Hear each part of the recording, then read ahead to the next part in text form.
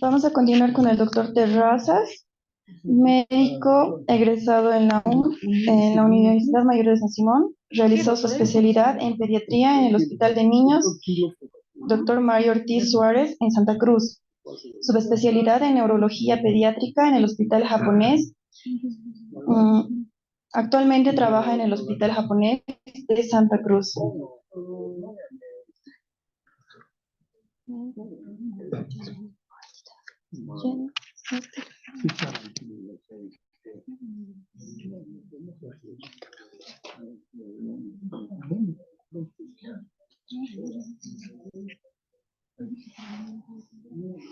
¿Cuál es para adelante? ¿Cuál es para adelantar? ¿Esta para adelantar? Sí. ¿Y micrófono? ¿Esta? ¿Esta no?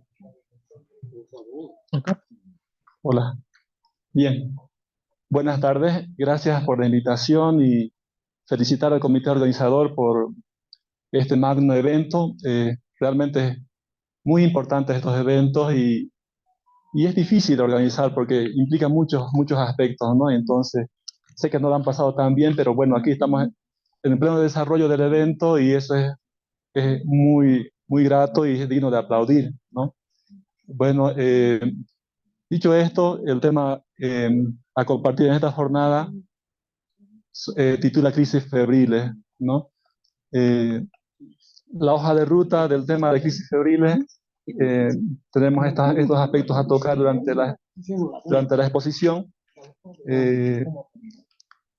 Y bueno, las crisis febriles, ¿cuántos de nosotros nos hemos tocado con cuadros, inicialmente en el pregrado, ¿no? Después en la formación, en la vía misma como médicos generales y después durante el posgrado, ¿no? Entonces es una situación muy frecuente que uno la vive en el primer, segundo y tercer nivel. ¿Cómo se define las crisis febriles? La ILAE, que es la Liga Internacional de Lucha contra la Epilepsia, la define de la siguiente manera: una crisis que ocurre en el niño en el primer mes de vida. Este es un dato importante porque hay aspectos que van variando de acuerdo a las instituciones que van clasificando, ¿no? Otros toman como un tiempo de edad entre los 3 meses, en algún momento entre los 6 meses, pero bueno, aquí toman como un parámetro de edad al primer mes de vida, asociado a una enfermedad febril no causada por una infección en el sistema nervioso central, sin crisis neonatales previas o crisis epiléptica previa no provocada, y no reuniendo criterios para otro tipo de crisis aguda sintomática. Bueno, esto es un poco el concepto en general de lo que es la crisis febril. Desglosando estos conceptos, ¿cómo concluimos? Se define como la crisis que ocurre durante un episodio de fiebre fundamental, ¿no? Para tener diagnóstico de un paciente lactante menor, lactante mayor, tiene que estar con fiebre y tiene que presentar un episodio de crisis, de convulsión, ¿no? En ausencia de una infección a nivel del sistema nervioso central, puede tener una meningitis, un absceso, entonces eso excluye al diagnóstico de un paciente con crisis convulsiva. Entonces, el rango de edad de 1 mes a los 5 años promedio, esto es variable, pero tomamos ese dato como para compartir hoy en la jornada. Con evidente predisposición genética, un 25 o 40% tienen historias de familias que han convulsionado, ¿no? O sea, las crisis febriles son frecuentes, pero no todos los niños que tienen fiebre convulsionan. Entonces, ¿por qué los niños convulsionan? ¿Por qué este niño convulsionó? Entonces, hay que valorar aspectos relacionados con el propio paciente, con los antecedentes de la familia, y preguntamos, ¿no?, si alguno de los papás, de los tíos o los abuelos pasó algo parecido. Y probablemente muchos nos van a decir, sí, a él también le pasó cuando era pequeño, pero nunca fue al médico y así, y ahora estamos acá. ¿Por qué? Porque por lo general no deja secuelas, no deja huellas, no compromete el desarrollo de la persona, del niño o niña. La fiebre es ocasionada más frecuentemente por procesos virales, fundamentalmente, pero no excluye otro tipo de aspectos de procesos infecciosos. Entonces, ¿cuáles son los criterios diagnósticos para decir que estamos con un diagnóstico de una crisis febril o una convulsión febril? Convulsión más fiebre. Edad comprendida entre el mes de edad hasta los 5 años. ausencia de infección en el sistema nervioso central, ausencia de alteraciones metabólicas agudas, pacientes que están con un proceso infeccioso, que van asociando, y bueno, pueden tener asociado vómitos, procesos diarreicos, poca ingesta, se le baja el azúcar, entonces hay un proceso metabólico agudo.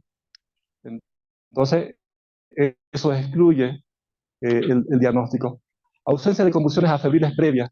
Si el paciente presentó algún episodio previamente a este cuadro que estamos viviendo en la emergencia, en la consulta, excluye el diagnóstico de una crisis febril.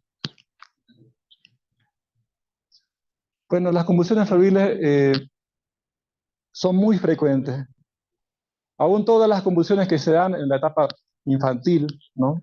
Los tipos de epilepsia que se presentan, las convulsiones febriles son las más frecuentes en este grupo etario, ¿no? Y estas se dividen en simples y complejas para un poco ir entendiendo, porque esto es importante por el pronóstico y el panorama que uno tenga que explicar a la familia. Lo dividimos en dos grandes grupos: crisis febriles simples y crisis febriles complejas. Es muy importante, ¿no? La gran mayoría de las convulsiones febriles son las de tipo simple, un 75% aproximadamente. Son crisis generalizadas de corta duración, o sea que todo el cuerpo está involucrado en el proceso convulsivo, ¿no? Todo el cuerpo. Y es de corta duración, 2, 3, 4, 5 minutos. No repite el mismo episodio en el contexto febril. Hoy convulsiona el paciente y deducimos que en las siguientes 24 horas no va a presentar otro proceso, otra crisis convulsiva. Y posteriormente a la crisis convulsiva, el compromiso, una normalidad. El paciente vuelve en sí a los minutos después de la crisis que presentó y como si nada, el bebé o el niño camina, habla, se mueve, está conectado con el entorno, no tiene anormalidad posterior a la crisis. En cambio, la crisis convulsiva compleja son las menos frecuentes, un 25-30% de los casos. El punto es que son crisis focales, ¿no? Puede ser una parte de mi cuerpo, focalizada a una de mi cara, ¿no? Simplemente a la parte digital del cuerpo. De pronto por ahí no pierde la conciencia, hay un compromiso parcial de la conciencia.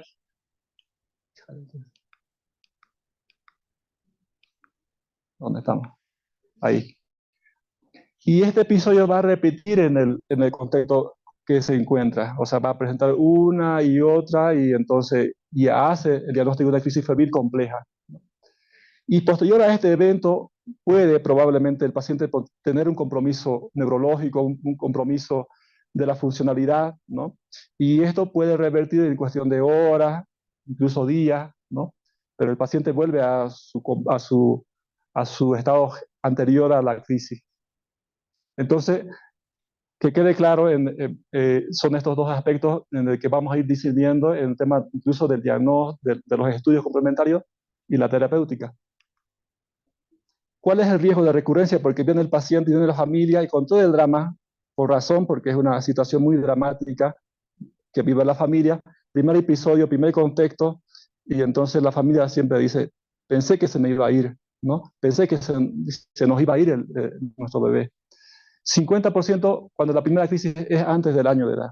Si el lactante tiene 7, 8 meses y la familia nos pregunta, ¿y esto va a volver a repetir? Probablemente sí. Probablemente sí, si estamos ante esa edad.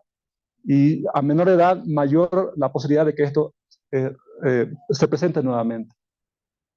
¿Y cuáles son los factores de recurrencia para plantearnos y responder a la familia, ¿no? Inicio temprano de las convulsiones, menor a los 12 meses. Historia previa para crisis febriles en un familiar de primer grado, o sea, el papá, la mamá, el hermano, convulsionó antes, entonces el riesgo de recurrencia es mayor. Crisis focales, el paciente que hizo una crisis focal también es un factor de riesgo de recurrencia. Temperatura menor a 40 grados y de corta duración de la fiebre antes de la crisis. Estos aspectos o estos elementos son importantes tenerlos en cuenta para dar la información adecuada a la familia. Porque de pronto decimos, no, es una situación por la fiebre, no va a volver a pasar. Y de pasado 2 meses, 3 meses, nuevamente viene el paciente de la emergencia y nos encontramos con ellos, ¿no? Y entonces nos refrega la cara diciendo, usted me dijo que no iba a pasar más y estamos acá. ¿Cuál es el riesgo de epilepsia? No solamente es el riesgo de que vuelva a presentar. La evolución del cuadro, por lo general, es benigno, entre comillas, es de buen panorama porque no compromete el desarrollo, la integridad de la persona, del paciente, pero hay un porcentaje, como siempre en medicina, hay una excepción. Nunca siempre es al 100%. Hay excepciones y entonces hay un porcentaje menor, gracias a Dios, un 2 a 10% de los pacientes que presentan crisis convulsivas provocadas por fiebre, que en algún momento posterior, inmediato, que presentan epilepsia, ¿no? Que algunas veces ya no va a ser con fiebre, simplemente sin fiebre van a tener convulsiones o crisis epilépticas, ¿no? En las crisis febriles simples, por ejemplo, las que son de corta duración, que son generalizadas, que no repiten en las siguientes 24 horas, que no dejan focalidad, en 1 a 2% tienen el riesgo de tener epilepsia en un futuro. En las crisis febriles complejas, las que repiten, las que son focalizadas, las que nos dejan un periodo postictal con una paresia o parálisis denominada de TOT, el riesgo de tener epilepsia de estos pacientes sube, ¿no? A un 8 o 10%, en algunos casos un poquito más, ¿no? ¿Qué otros aspectos relacionados con presencia de un examen y desarrollo anormal previamente al episodio?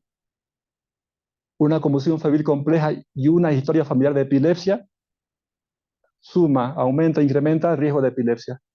Crisis febriles recurrentes, así sean crisis febriles simples, ¿no? Que cada vez que tiene fiebre el paciente convulsiona, llega un momento que tiene un compromiso de desarrollo, empieza a convulsionar sin fiebre, existe un riesgo de epilepsia. Hay diferentes tipos de epilepsia, otras menos complejas, otras más complejas, que empiezan con fiebre, ¿no? Y con medicaciones, porque ya tienen epilepsia, van mejor con la medicación, otras son más complejas, como decía el doctor Peñalosa, se hacen refractarias, entonces empezamos con 2 o 3 medicaciones. Aquello que en algún momento fue tan benevolente, tan benigno, se ha tornado muy complejo y de difícil manejo, tanto para el equipo de salud como para la familia, por el panorama que va viviendo. Y entonces, en este contexto, ¿por qué convulsionan los niños?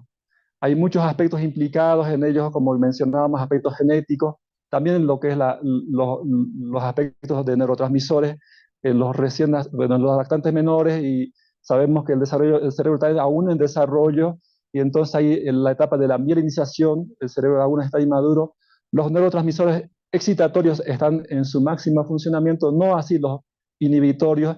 Entonces son aspectos que van de la mano para que se presenten estos aspectos. Sumado a ellos, aspectos genéticos que pueden estar presentes en muchos de los pacientes, que mutan algunos aspectos en los canales de sodio, por ejemplo, o calcio, que aumentan la posibilidad de que presenten convulsiones febriles o en algunos contextos de epilepsia. Independientemente de la etiología y si es simple o compleja, es una crisis, es un drama para la familia, debe abordarse de manera urgente, con todas las situaciones que implica el caso, ¿no? Uno, para cortar, para abortar la crisis en sí, y otro para darle la oxigenación, la respiración, la circulación, todo el monitoreo que implica en caso de que el paciente llegue a esta situación, o el paciente no ingresa a la emergencia, pero ya está en su periodo postistal, pero está en recuperación, todavía vemos que está saturando bajo, entonces uno va haciendo el soporte que se requiere. Un 85-90% de los casos son de corta duración y terminan espontáneamente, y un pequeño porcentaje se prolonga. La gran mayoría de las convulsiones se cortan en los primeros minutos, porque los mecanismos inhibitorios actúan y cortan este proceso que tiende a prolongarse. Pero cuando estos mecanismos son rebasados, entonces lo más probable es que esto se convierta en un estatus y se prolongue en el tiempo. El diagnóstico es meramente clínico. Si estamos hablando de una crisis convulsiva provocada por fiebre, entonces hacemos la anamnesis, recapitulamos todos los aspectos del desarrollo, la vacunación, ¿no? cómo fue que presentó la crisis en casa. Probablemente nosotros no lo veamos, entonces tenemos que interrogar a la familia, evaluamos al paciente, ¿no? En su integridad para ver cuál es el foco del cuadro febril, si es que la tiene, probablemente que sí, si no hablamos de otros aspectos. Y entonces también la parte neurológica, porque queremos hablar de una crisis convulsiva febril, es simple o compleja, cómo quedó el paciente después de su periodo posictal, si tiene algún tipo de focalidad, para ir diciendo o deduciendo el tipo de diagnóstico con el que nos encontramos con el paciente y a partir de ello plantearnos estudios o medicación terapéutica. Entonces, no existe una indicación sistemática, protocolar. Llega un paciente con crisis convulsiva febril, hacemos esto, esto y esto y aquí quedamos, ¿no? Eso es, cada caso es individual porque de pronto el paciente nos llega con un cuadro febril, convulsivo, por una vía respiratoria que está comprometida en vías altas, entonces probablemente no necesitemos hacer mayores estudios porque claramente estamos ante una situación, ¿no? O un cuadro gastrointestinal, entonces el estudio va a modificarse, ¿no? Y si es un cuadro respiratorio de vías respiratorias bajas, probablemente pidamos estudios complementarios de pulmón, por ejemplo. Entonces eso va a ir variando, va a ir modificando. Hay que hacer diagnósticos diferenciales también para ver un poco el tema del contexto del diagnóstico. Un cuadro neuroinfeccioso nos puede producir fiebre, nos puede producir convulsiones, entonces hay que descartar que nos encontremos ante esta situación. Síncopes en los pacientes también pueden simular, pueden ser cuadros diagnósticos diferenciales a tomar en cuenta. Convulsiones asociadas a trastornos metabólicos como hipoglicemia, por ejemplo, o escalofríos, ¿no? Escalofríos que no hay un compromiso de la conciencia, el paciente está con un cuadro febril y entonces el lactante empieza a tener ciertos movimientos y la familia puede pensar, deducir que estamos ante una convulsión, o delirios febriles en el cual el paciente tiene un compromiso transitorio de la conciencia. Son aspectos que hay que tomar en cuenta para el diagnóstico diferencial. Las pruebas complementarias no son indicaciones rutinarias, pero hay que mencionarlos, hay que tomarlos en cuenta. Estudios metabólicos para ir discerniendo en caso de que así lo requiere el paciente. Las tomografías y las resonancias no son estudios de rutina que uno los tiene que pensar.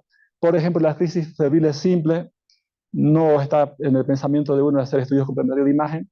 Si hubiera un cuadro convulsivo con crisis convulsiva febril compleja y hay un compromiso posictal, una focalidad, y entonces uno puede pensar un poco en hacer estudios de imagen, una tomografía, una resonancia en algún momento. La punción lumbar, igual una situación que era bien discutida y se planteaba que todo lactante que tiene convulsiones y fiebre se tiene que hacer una punción lumbar, ¿no? Pero ahora es un poco discutido esto, en los menores de 12 meses, probablemente si con algún factor de riesgo implicado, uno se plantea hacer la punción lumbar. Pero si tenemos un paciente lactante menor con crisis febril y que vemos en su periodo posictal ad íntegro, bien conectado con el entorno, con buenos movimientos, y entonces uno no amerita, digamos, de pronto invadir mucho al paciente, ¿no? El electroencefalograma no es una situación que se plantea en una convulsión febril simple, de pronto se ha valorado una convulsión febril compleja, ¿no? Para ir deduciendo si el panorama que avecina es un poco diferente, ¿no? Por lo general, si uno hace un electro en su periodo posictal, de pronto tengamos alguna alteración en el registro por la modificación que implica todo el compromiso de la convulsión del proceso. De pronto no tengamos un estudio normal, pero entonces tenemos que valorar en un momento posterior a ello, semanas después, 3 días después, para ver cómo va modificando y vuelve a la normalidad el registro del encefalograma. ¿Quiénes quedan en el hospital y están saturados la emergencia? Entonces se puede llenar de pacientes por muchos aspectos, entonces uno tiene que ir haciendo el triaje, tiene que ir valorando. Y la familia va a querer que se quede porque lo que vivía no es nada sencillo, no es nada agradable, pero uno tiene que ir valorando esos aspectos. Los menores de 18 meses con crisis febriles simple, hasta confirmar el foco y evaluar si requiere punción lumbar. Las crisis febriles complejas hasta su recuperación total, es posible tenerlos en el hospital, o cuando el entorno no es confiable, ¿no? Vienen de lejos, nivel socioeconómico bajo, ¿no? Y entonces vamos viendo esos aspectos como para que el paciente se quede en el hospital horas o en observación. El manejo se dirige fundamentalmente al- a hacer la estabilización del paciente, las medidas básicas que mencionábamos, el ABC del paciente. Hay medidas básicas generales, como es la estructuración, la monitorización, y hay medidas específicas de tratamiento, que es el uso de medicamentos como diazepam o midazolam. En algunos casos, cuando los episodios se prolongan en el tiempo, hacemos uso del fenobarbital o ácido valproico. Entonces, estas son las medidas básicas que uno puede tomar en cuenta. Muchas veces el paciente llega en periodo ictal y vemos que esto se prolonga y está difícil la canalización de las vías, entonces uno puede hacer uso de la medicación a través de la vía intramuscular, vía bucal, nasal o incluso de la vía rectal. Ya cuando el paciente cuenta con vía de acceso venoso, entonces hacemos el uso de la medicación por esta vía. El manejo en casa, ¿cómo debe ser? Porque hemos hablado que esto puede repetir en el tiempo, ¿no? Entonces uno lo que intenta decir a la familia es que uno tiene que mantener la calma para tomar las conductas más apropiadas, ¿no? Y tomar en cuenta que estos aspectos se autocontrolan, se autolimitan en el tiempo y por ello ellos deben mantener tienen que tener conocimiento para que esto ellos puedan realizar, ¿no? Y por lo general, la gran mayoría de los episodios duran 2 a 3 minutos. Lo que uno hace es poner de un costado, boca abajo, para que la secreción o el vómito que presenta el paciente pueda caer por gravedad y no tener broncoaspiración, que es lo que puede complicar la integridad del paciente. Como conclusión, entonces, ¿qué decimos? Las convulsiones son una de las cosas frecuentes de consultas en las emergencias, siendo múltiples las causas relacionadas entre una de las principales es la tipo febril. Y existen factores de recurrencia y riesgo de epilepsia en algunas formas de crisis febriles. No todos son tan benevolentes en el tiempo. El manejo precoz del síndrome convulsivo y las medidas de soporte vital en el paciente deben ser el pilar fundamental en las urgencias. Y el pronóstico será en relación a la causa asociada al síndrome convulsivo. Gracias.